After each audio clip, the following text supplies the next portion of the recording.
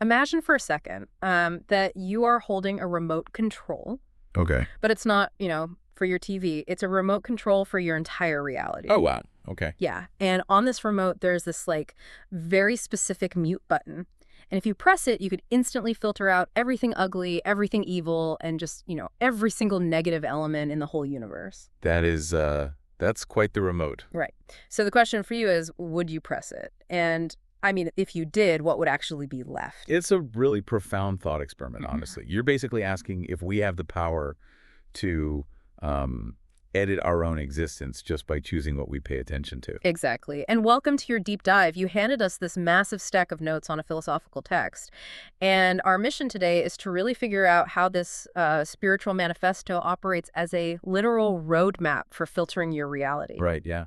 Because this text, it was written back in May 2010 by a writer named Su Feng. And the title itself is just, it's a total mission statement. It's called Pursue Sincerity, Kindness, and Beauty, and Shy Away from Falsity, Evil, and Ugliness. Yeah, and it operates as this highly specific, almost instructional guide on how to literally reach a higher plane of existence. Right. Like, the author isn't just speaking metaphorically here about, having a good day. It is presented as a full-on metaphysical survival guide. And what I find so compelling about the sources you shared with us is that this text tackles the whole concept of, information overload. Yes, exactly. Clear long before that term was dominating our modern culture. I mean, 2010, algorithmic doom scrolling wasn't really a thing yet, right? No, not at all. Social media was barely out of its infancy. Exactly. Yet this text is already sounding the alarm about the dangers of just, consuming the dark side of society. What's really fascinating here is how the author takes these incredibly ancient cosmological concepts and weaves them together with an extreme, almost radical interpretation of the law of attraction. Oh, totally. It's not just about, feeling better psychologically. It is literally about physically and spiritually altering the universe you inhabit. Okay, let's unpack this, because before we get to the actual rules the text lays out, and trust me, they're intense, we have to understand the baseline view of the universe that Su Feng is operating from. Right, the foundation. Yeah, and that starts with the ancient concept of Taiji. Well, the text explicitly roots its entire philosophy in the theory of Taiji. It uses this beautiful, evocative phrase, the created universe carries the yin at its back and the yang in front. Yin at its back, yang in front. So basically two forces always attached to one another. Exactly. It's the fundamental unity of opposites. And the text outlines this very clearly. Right. It argues that, sincerity always coexists with falsity, kindness with evil, beauty with ugliness. Love with hate, life with death, all of that. Yes. Disaster with blessing and honor with disgrace. They are entirely inseparable. They're package deals. You don't get a universe with just the front and no back. And the core thesis here, which is honestly crucial for everything else we're going to discuss today, is that there is nothing absolute in the universe. Everything is relative. Everything is relative. This applies to the whole cosmos, to human society, to every single object, person, and phenomenon. Every single thing contains both the good and the bad. Okay, but wait. If reality is like a two-sided coin and both sides factually exist at all times, isn't choosing to only look at one side just, sticking your head in the sand? I mean, that's the natural pushback. Yeah. Because if a house is on fire, pretending you don't smell smoke doesn't put out the fire. It just means you, burn to the ground with a smile on your face. Well, from a secular materialist point of view, yes, that is the natural conclusion. But you have to look at this through the specific lens the author provides. If we connect this to the bigger picture of the text, it's not about denial at all. It's about mechanics. Mechanics. Yeah. The author isn't saying the dark side doesn't exist. He's saying that your interaction with the universe is governed by a very specific energetic resonance. Oh. Which usually means, think positive thoughts, get positive results in modern self-help parlance. It goes much deeper than that, actually. Think of your consciousness as a tuning fork. A tuning fork, okay. Right. If you strike a note of resentment, the text argues you will literally resonate with and attract all the resentment floating around in the Taiji universe. Oh, wow. So you aren't just observing reality. Your internal frequency is actively pulling the building blocks of reality toward you. So it's like the observer effect, but on a spiritual level. Precisely that. The text argues that whatever consciousness of soul a person has, that is the exact reality they will perceive. Wow.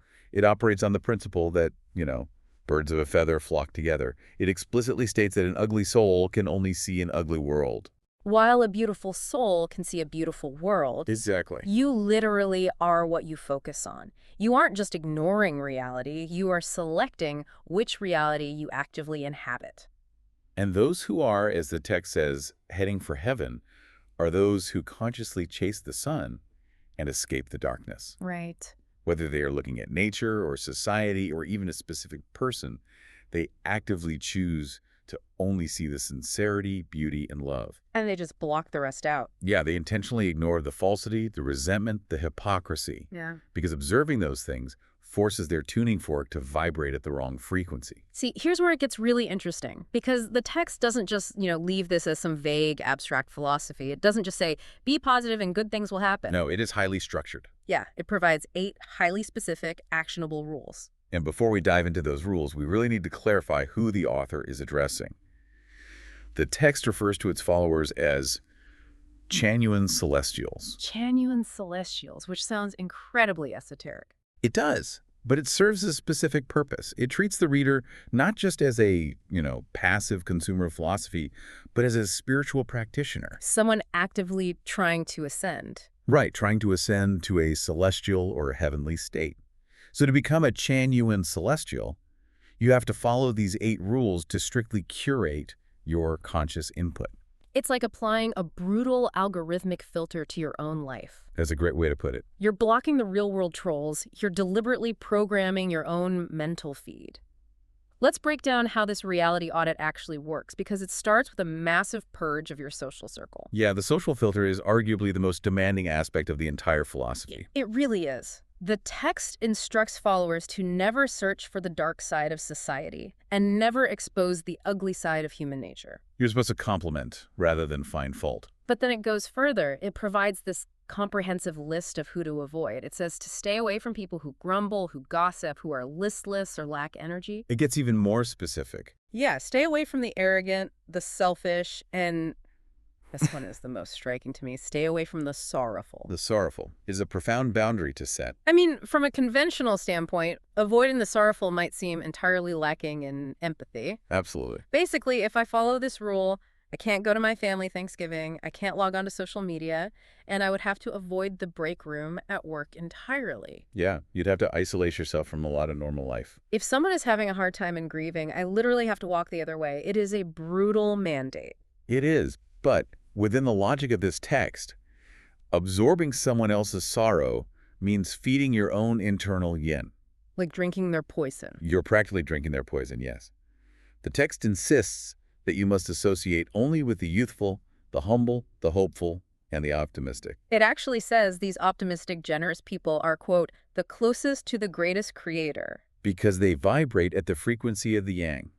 They are reflecting the light, and by being near them, you catch that reflection. Okay, so that handles the people around you. But it's one thing to say audit your friends. This text takes it a step further by forcing you to audit every single piece of information that enters your brain. Right, the media diet. Yeah, this brings us to the media diet section of the rules. And the author is incredibly prescriptive here. Followers are dictated to listen only to beautiful words and soothing music and avoid noise. And what they watch, too. Yeah, you should only watch films, read magazines, or consume network information that exhibits sincerity, kindness, and love. You must strictly avoid media that exhibits murder, violence, or the ugly side of society and human nature. I mean, just think about the implications of that today. You are literally muting the true crime podcasts, the gritty prestige television dramas, the outrage-driven news cycle, the political debates. You're just systematically blocking it all out. And replacing it. Right, it's not a vacuum. Exactly. It isn't just a vacuum. You are actively filling that space with the beautiful and the soothing. And the text pairs this media diet with environmental and mental simplicity. Going out into nature. Yes. Followers are instructed to commune with nature and stop associating with the greedy, deceitful, secular world. There is a specific rule that says to guide your consciousness toward simplicity and order and refrain from probing into things that are profound, grotesque, quaint, absurd, or unnatural. That is a critical mechanism for the Chanyuan celestials. Why is that? Well, the text sees chaos, complexity, and absurdity as spiritual clutter. Oh, interesting.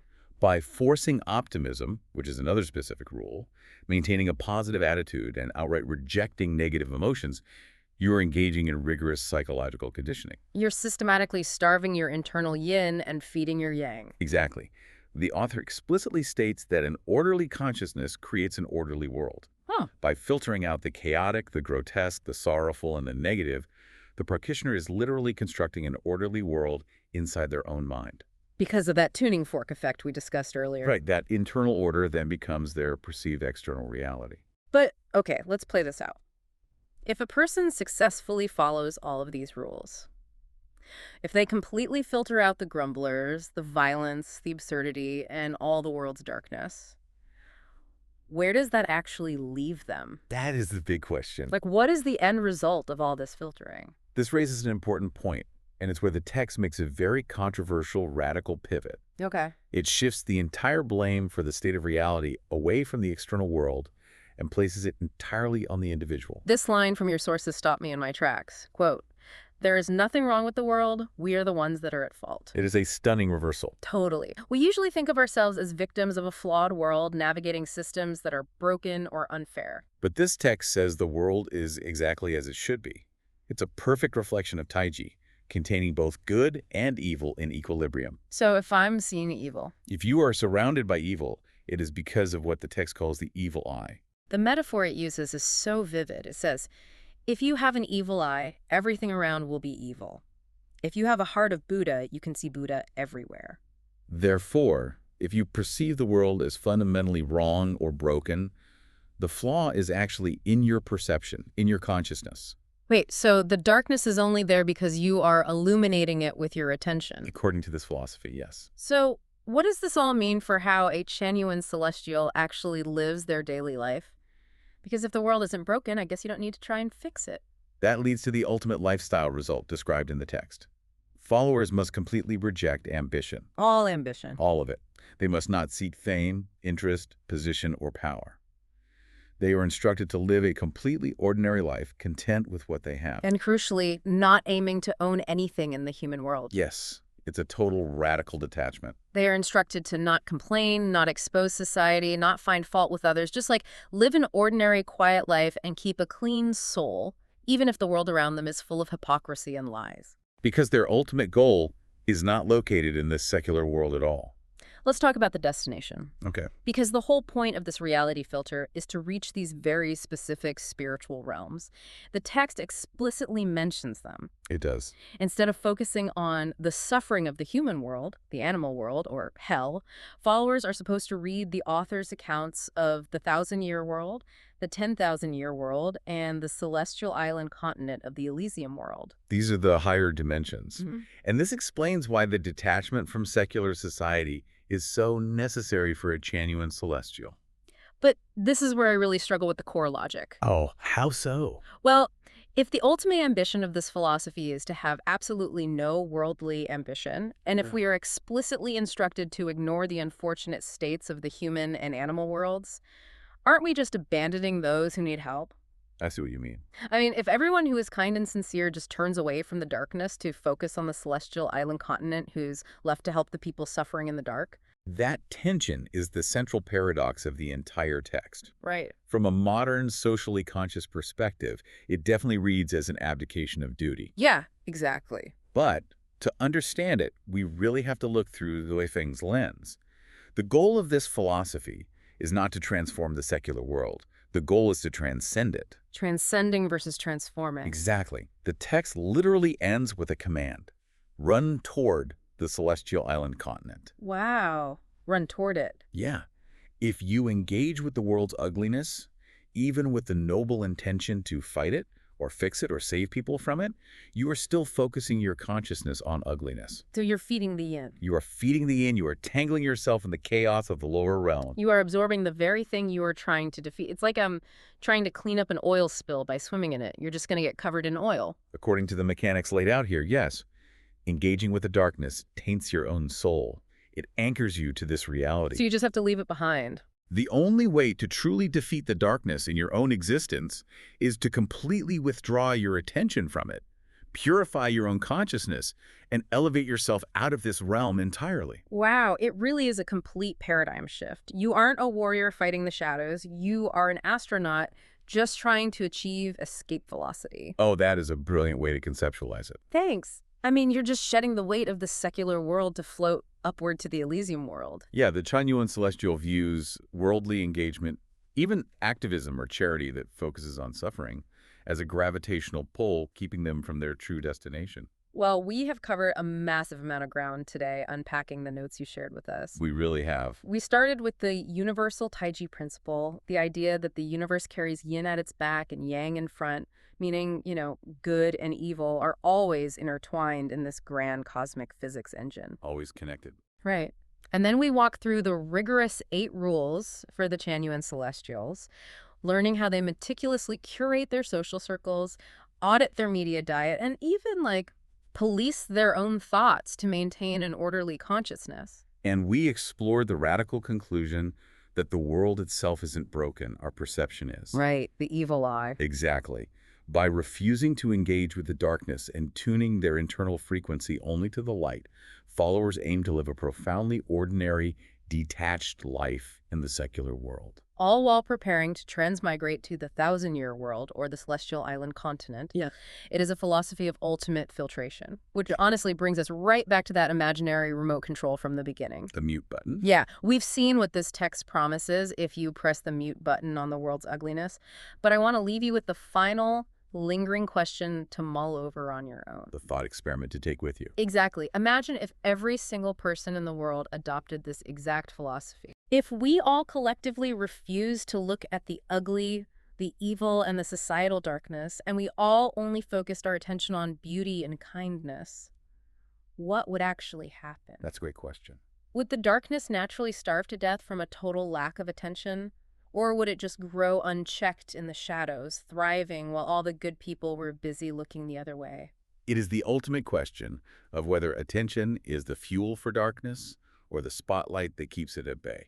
It is definitely something to think about the next time you decide what to watch, who to talk to, or where to focus your energy. Thank you so much for taking this deep dive with us. It was a pleasure. We loved exploring these massive ideas from your sources, and we can't wait to see what we unpack next time. Until then, keep questioning, keep learning, and keep diving deep.